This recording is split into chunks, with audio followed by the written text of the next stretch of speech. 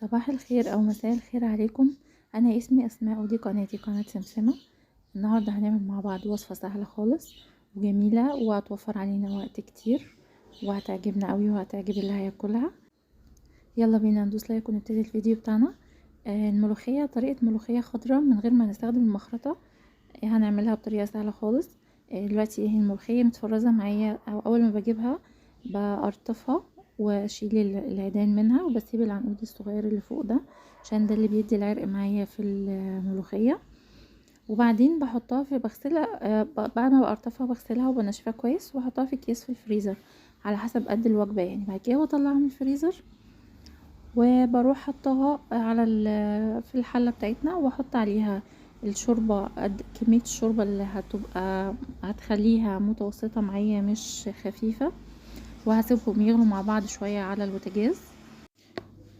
بعد ما بتغلي معايا باخدها بضربها في الخلاط، بس ضربات متقطعة علشان يكون قوامها متكونش ناعمة قوي، يكون فيها قطع كده تطلع زي اللي احنا بنخرطها بالظبط. بعد ما ضربناها في الخلاط بنضيفها تاني في الحلة. انا ما ضفتش توابل لان اوريدي كده كده التوابل موجودة في الشوربة بتاعتنا. لو هنعملها بالمية بنضيف توابل وبنضيف توم وبنضيف فلفلاية قبل ما نضربها في الخلاط. دلوقتي عفوا خلاص احنا ضربناها وسبناها تغلي شوية على البوتاجاز معانا، مش كتير طبعا، لحد لما الريم الابيض اللي فوق ده بيطلع وبنشيله وبنرميه يعني.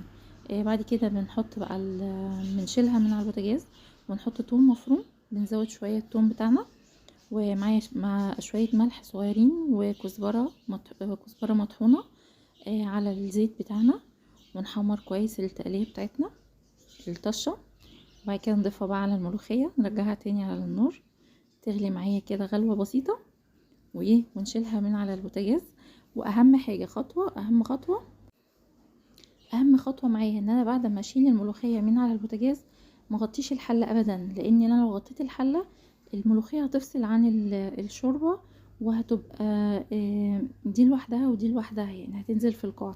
فهنسيبها مكشوفة لحد لما تبرد لو احنا مش هناكلها على طول يعني. لو هناكلها على طول بنغرفها على طول ناكلها، لو هنسيبها شوية ما بنغطيش على طول علشان ما تفصلش مني.